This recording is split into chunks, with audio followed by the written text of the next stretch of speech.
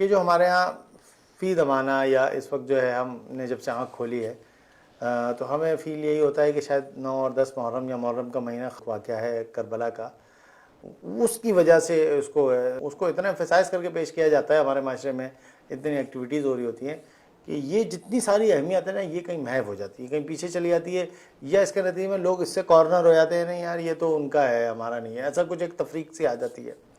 جبکہ امام حسین رضی اللہ تعالیٰ عنہ سے ہمارا بھی ویسے ہی تعلق ہے جیسا کوئی اور مسلمان دعویٰ کرے گا، تو جبکہ پورا اس کا محرم الحرام کا پورا پس منظر اس سے الگ ہے بالکل، جیسا آپ نے بیان فرمایا۔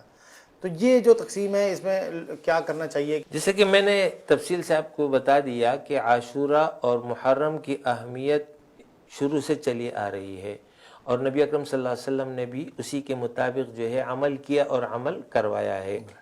جہاں تک 10 محرم کو شہادت حسین ہے، یہ بہت بڑا واقعہ ہے، انتہائی صدمے والا واقعہ ہے۔ جب بھی یہ دن آتا ہے تو غم کی کیفیت طاری ہو جاتی ہے، اس پر دو رائے نہیں ہے، لیکن اس واقعے کا اس دن کے ساتھ کوئی تعلق نہیں ہے۔ یہ واقعہ تو سن 60 ہجری میں ہوا ہے، اور جبکہ عاشورہ اور محرم کی اہمیت پہلے سے ہے، یہ اور بات ہے کہ اسی تاریخی دن کو یہ واقعہ ہو گیا ہے، تو اس کا احترام اور اس کی عظمت اس واقعے کی وجہ سے نہیں ہے، بلکہ وہ پہلے سے ہے۔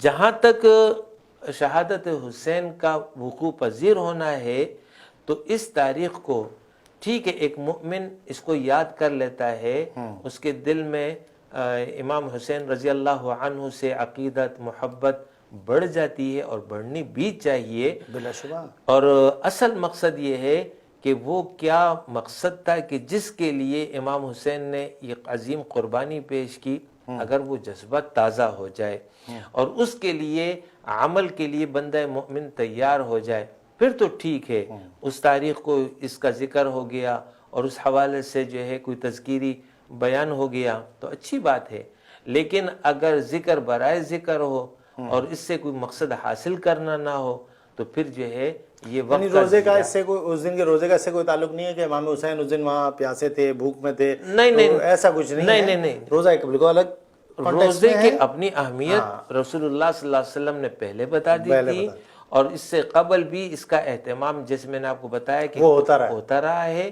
یہ الگ بات ہے کہ اس تاریخ کو یہ واقعہ ہوا اور اس میں یہ کیفیت تھی، ان دو کا آپس میں کوئی لنک نہیں ہے، اس طرح سے نہیں ہے ایسا لنک جو لوگ پیش کر رہے ہوتے ہیں، یا لوگوں کے پیش کرنے کی وجہ سے اصل چیز محو ہو جاتی ہے۔ ہوتا یہ ہے کہ وہ چیز محو ہو جاتی ہے اور یہ غالب رہتا ہے، تو لوگ تاثر اس سے، نوجوان نسل ہے، طلبہ ہیں، دیکھ رہے ہوتے ہیں جو کچھ چل رہا ہے، تو ان کو یہ لگتا ہے شاید یہی حقیقت ہے اور کچھ نہیں ہے۔ تو اس کی بنیادی وجہ یہ ہے کہ ہم لوگ دین سے دور ہیں، دینی تعلیمات سے دور ہیں، تو اگر ہمارے ہاں دین زندہ ہوتا عمل کے میدان میں تو یہ چاروں مہینوں کو اسی طرح مسلمانوں تو پھر اس کی اہمیت بھی ہوتی اور اس کے مطابق مسلمانوں کا طرز عمل بھی ہوتا، اور پھر یہ چیزیں پیدا نہیں ہوتی، لیکن چونکہ دین کے مطابق عمل نہیں ہے، دین کو ہم نے محدود کر لیا ہے۔ ہماری زندگیوں میں دین پریکٹیکل اس شکل میں نہیں ہے جیسا ہونا چاہیے، صرف ہم اس حصے پر عمل کرتے ہیں جس پر ہم اپنے آپ کو مجبور پاتے ہیں، یعنی نماز پڑھتے ہیں اس لیے پڑھتے ہیں کہ نماز فرض ہے، اس لیے پڑھتے ہیں کہ سب پڑھتے ہیں تو مجھے بھی پڑھنا پڑے گی، نہیں پڑھوں گا تو شعوری وہ کیفیت نہیں، وہ چیز نہیں، یا وجدنا علیہ آباءنا، ہم نے باپ دادا کو اس طریقے پر پایا ہے لہٰذا ہم بھی کر رہے ہیں۔ نہیں دیکھیں ایک بات، باپ دادا جو کر رہے ہوتے ہیں، دیکھیں ہمیں بھی باپ دادا سے ہی دین ملتا ہے نا، دین تو ہمارا منتقل تواتر اور توارث سے ہوا ہے۔ وہ جن باپ داداؤں کا جو ذکر جو قرآن کر رہا ہوتا ہے وہ تو ان کے مشرکانہ عقائد پر کر رہا ہوتا ہے، ورنہ تو باپ دادا سے منتقل ہوتا ہوا وہ روزہ بھی تو پہنچا ہوگا مشرکین کے مکہ کے پاس۔ دیکھیں انہوں نے اس کو دلیل بنا لیا تھا اپنے لیے، جی، آپ ان سے پوچھتے کہ بھئی تم بتوں کی پوجا کیوں کرتے؟ ہمارے باپ دادا کرتے تھے۔ اب آج کے مسلمان سے آپ پوچھ لیجئے، تو مسلمان کیا میرا ابا مسلمان ہے؟ آج کا جو مسلمان ہے، جو عام معاشرے کا مسلمان ہے، وہ جو ہے وہ اسی لیے یہ سب کچھ کر رہا ہوتا ہے۔ میرا ابا ایسا کرتا ہے، ٹھیک ہے، ہم نے باپ دادا کو پوچھوں گا کہ محرم کا کیا بیک گراؤنڈ اس کو نہیں پتا، کچھ پتہ نہیں ہے، چونکہ رمضان میں سب روزے رکھتے تو وہ بھی روزہ رکھتا ہے. اگر وہ ربیع الاول کا مہینہ آتا ہے تو سب چراغا کر رہے تو وہ بھی چراغا کر رہا ہوتا ہے. عید الاضحیٰ آ جاتی ہے بھائی وہ کر رہے ہیں, بار بار بتانا پڑتا ہے بھائی. شعوری اسلام ہے, وہ شعوری اسلام بہت محدود رہ گیا ہے. میں یہ نہیں کہتا ہوں کہ بالکل صفر ہے, صفر نہیں ہے, شعوری اسلام موجود ہے, کسی نہ کسی درجے میں موجود ہے, لیکن جس طرح کا ہونا چاہیے اس طرح کا نہیں ہے, بلکہ اس پر وہ رنگ غالب ہے کہ جو پیچھے سے چلا آ رہا ہے. اس کا نقصان یہ ہوتا ہے کہ پھر یا تو آپ اپنے راسخ العقیدہ والدین کے ساتھ جڑ کے آپ جو ہے تقلید پر چل رہے ہیں, لیکن پھر جب کیونکہ آپ کو پتہ نہیں ہوتا, کوئی بھی آتا ہے بہا کے لے جاتا ہے پھر آپ کو. جی تقلیدی پھر آپ مطلب تقلید آپ کی اس وقت تک تو صحیح رہے گی جب تک آپ چاہے کانوں میں انگلی ڈال لو, جی, لیکن اگر کسی نے آپ کے کان میں پھونک ڈالی اور اس نے بولا یہ کیا کر رہے ہو تو باپ داداؤں کے اس پہ, تو وہ تو پھر وہ فوراً ہی بھگ جائے گا. اسی لیے قرآن مجید بار بار تعلیم دیتا ہے, فاعتبروا, عبرت حاصل کرو, اور اس میں نصیحت ہے عقل والوں کے لیے. تو نصیحت عقل والوں کے لیے کیوں ہے؟ اس لیے کہ عقل والے سوچیں گے نا, تدبر کریں گے. تو تدبر, تفکر, عقل سے کام لینا, یہ تعلیم دی گئی ہے. اور قرآن بھی جب اپنا مدعا بیان کرتا ہے تو مدعا کو بغیر دلیل کے نہیں بیان کرتا, بلکہ اس کے لیے دلائل بیان کرتا ہے. مثلا توحید کا ذکر ہے, توحید کے حوالے سے ایک مثال آپ کو دے دوں, یا ایھا الناس اعبدوا ربکم الذی خلقکم والذین من قبلکم, اے انسانوں اپنے رب کی عبادت کرو جس نے تم کو پیدا کیا. ربکم, جو تمہارا رب ہے, یعنی اللہ کی عبادت کیوں کرو؟ دلیل کیا ہے؟ رب ہے, رب بھی ہے, پیدا اس نے کیا, خالق ہے وہ. اسی طریقے سے آگے جا کر کے اللہ نے فرمایا ہے کہ وہ رب جس نے تمہارے کھانے کے لیے زمین سے رزق نکالا ہے, ٹھیک ہے, آسمان کو چھت بنایا ہے, زمین کو تمہارے لیے بچھونا بنایا ہے, یہ سب کچھ اللہ کر رہا ہے, بادلوں سے بارش اس نے برسائی ہے. بالکل یہ دلائل ہیں کہ دیکھو خالق وہ ہے, مالک وہ ہے, رازق وہ ہے, زندگی وہ دیتا ہے, موت وہ دیتا ہے. تو یہ دلائل ہیں. ان دلائل کے ذریعے مدعا کو بیان کیا ہے کہ اللہ کی عبادت, وہ مدعا ہے. تو اللہ کی عبادت کیوں کرو؟ دلائل یہ ہے. اسی طریقے سے باقی آپ سب پہ چلے جائیں, ہر ایک کے لیے کوئی دلیل ہے, کوئی حکمت ہے. جیسے نماز کو لے لیں, نماز اللہ نے فرض کی ہے, تو نماز کے بارے میں اللہ نے فرمایا اقیم الصلاۃ لذکری, میری ذکر, اگر تم مجھے یاد کرنا چاہتے ہو تو پھر نماز. اسی طریقے سے ان الصلاۃ تنہی عن الفحشاء والمنکر, فحش اور برائی کے کاموں سے اگر رکنا چاہتے ہو تو نماز کی پابندی کرو, تم رک جاؤ گے. روزہ فرض کیا گیا ہے, حکمت بیان کی ہے, لعلکم تتقون, تاکہ تم میں تقوی پیدا ہو.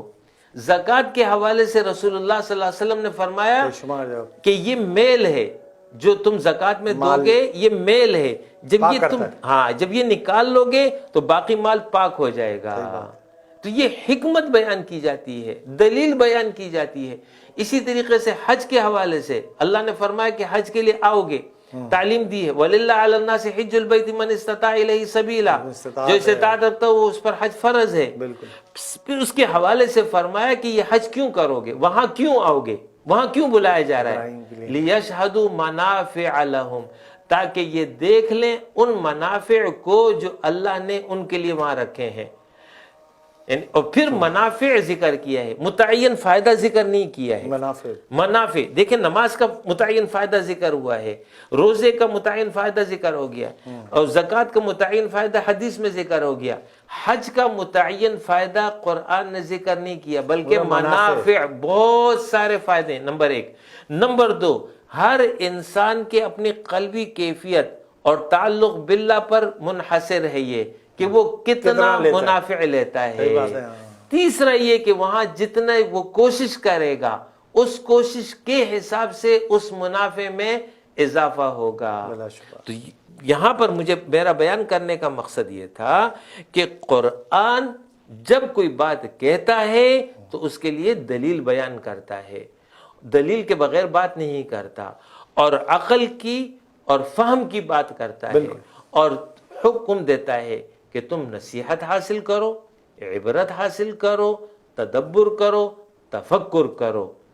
ایسا نہیں ہے کہ الل ٹپ، نہیں بلکہ ایسی بات ہے، ایسا کیسے ہو سکتا ہے؟ ہاں، پورا دین تو اسی طریقے سے آج ہمارے معاشرے کا حال یہ ہے کہ دین کے بارے میں ہمیں کچھ علم نہیں ہے. نہ چاہتے ہیں اس کو حاصل کرنا. نماز پڑھ رہے ہیں، بس پڑھ رہے ہیں، فرض ہے ٹھیک ہے، فرض ہے پڑھ رہے ہیں، لیکن نماز کی حکمت کیا ہے، نماز فرض کیوں کی گئی ہے، اس سے رب سے مقاصد جڑنا، کیا ہیں، تعلق پیدا اہداف ہونا. کیا ہیں. جی جی جی، یعنی اتنا بڑا انعام اللہ تعالیٰ دے رہا ہے کہ مجھ سے جڑتا ہے بندہ، قرب حاصل کرتا ہے، اتنی ساری چیزیں، اور وہ چھوڑ کے بندہ اس کو صرف ایک ایکٹیویٹی کے طور پر لے اور اس کو ایک روایتی اس کے طور پر لے جائے، تو پھر وہ اپنا ہی نقصان کرے گا بنیادی طور تو پر. اس لیے جو ہے وہ نماز تو ہے لیکن اس کی روح موجود باقی نہیں نہیں ہے. اور جس کو غالباً اقبال نے کہا تھا یہ سب کچھ باقی ہے، کہ رسم آزاد تو ہے، روح بلالی نہ رہی. تو ہم نماز بھی پڑھتے ہیں، میں یہ نہیں کہتا ہوں کہ یہ نماز ضائع جائے گی، ایسا نہیں کہہ رہا ہوں، لیکن اس روح کے ساتھ ہوگی تو آپ کو رب کا جب قرب ملے گا تو اس کے الگ ہی معاشرے کے اثرات کچھ اور ہی نظر آئیں گے. تو بات یہی ہے کہ یعنی کم از کم یہ ضرور ہے کہ ہمیں بھی کوشش کرنی چاہیے کم از کم ان 4 مہینوں کو ہم بھی گلوریفائی کریں، ہم بھی بار بار لوگوں کو بتائیں بھائی یہ 4 مہینے ایسے ہیں جن میں گناہ نہیں کرنا چاہیے. جیسا رمضان ہے اس طرح اگر ہم یہ اپنے سال کے 4 مہینوں کو گلوریفائی کریں اور بار بار لوگوں کو اللہ سے قربت کے مواقع، اللہ سے جڑنے کے مواقع کی جانب متوجہ کرنے کے لیے ہم لائیں، تو یقیناً یہ بھی کرنے کا کام ہے جس سے لوگ اپنے رب سے جڑ سکیں. جی بالکل، یہی ہمیں بھی اس کی خود اہتمام کرنا چاہیے، اپنے گھروں میں اس کا اہتمام کرنا چاہیے، اور جہاں جہاں ہماری رسائی ہے، جہاں جہاں ہماری آواز ہے، وہاں ہمیں اس بات کے بارے میں لوگوں کو متوجہ کرنا چاہیے.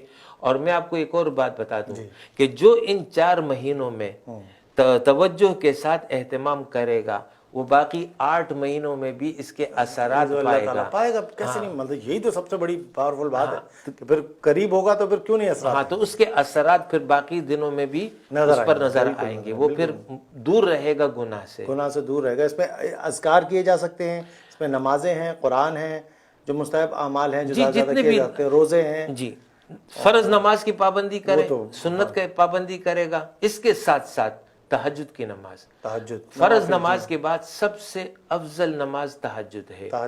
اگر تہجد کے لیے اٹھنا ممکن نہیں ہے تو پھر عشاء کے بعد جتنے تاخیر اس کے لیے ممکن ہے اتنی تاخیر سے وتر کے ساتھ جو ہے 2 رکعت نماز تہجد پڑھ لے. اور اگر اس کے لیے اتنا وقت بھی نہیں اور عشاء کے فوراً بعد وہ سو جاتا ہے تو عشاء کی نماز کے بعد بھی اگر وہ 2 رکعت تہجد کی نیت سے پڑھ لے گا تو یہ تہجد میں منیمم جو ہے وہ ایک ہوگا اس کی نیت اور اس کا ہوگا. تو یہ مہینے ایسے ہیں جس میں آپ اور کچھ اگر تو ایک تہجد ہو گئی ہے. اس کے علاوہ نوافل صدقات کا اہتمام، یعنی اللہ کے راستے میں خرچ کرنا، یہ جو جیسے مواقع آپ کو ملے، اذکار کا اہتمام کرنا، سبحان اللہ، الحمدللہ، اللہ اکبر، لا الہ الا اللہ، سبحان اللہ وبحمدہ، سبحان اللہ العظیم، اس کا اہتمام کرنا. تو جتنے بھی نیک اعمال ہیں ان کا اگر اہتمام کیا جائے گا تو انشاءاللہ تعالی اجر میں اضافے کا سبب ہوگا اور گناہ سے محفوظ رہے گا. تو انشاءاللہ تعالی اللہ کی رحمت اس پر متوجہ رہے گی. بہت شکریہ ناظرین، آپ نے گفتگو سنی. یقیناً ہماری آج کوشش تو یہ تھی کہ ہم ان 4 مہینوں کو اس کی اہمیت کے ساتھ آپ کے سامنے پیش کر سکیں، اور جس طرح ماہ مبارک محرم الحرام ہمارے ساتھ جو ہے اس وقت ہم گزار رہے ہیں، ہم چاہیں گے کہ اس کو اس شعور کے ساتھ گزارا جائے کہ رب سے قربت کا مہینہ ہے. اس میں ان عبادات کے ذریعے آپ اپنے رب کے قریب بھی ہو سکتے ہیں، اس کو راضی بھی کر سکتے ہیں، اس سے بہت کچھ مانگ بھی سکتے ہیں، وہ قبولیت بھی ہو سکتی ہے.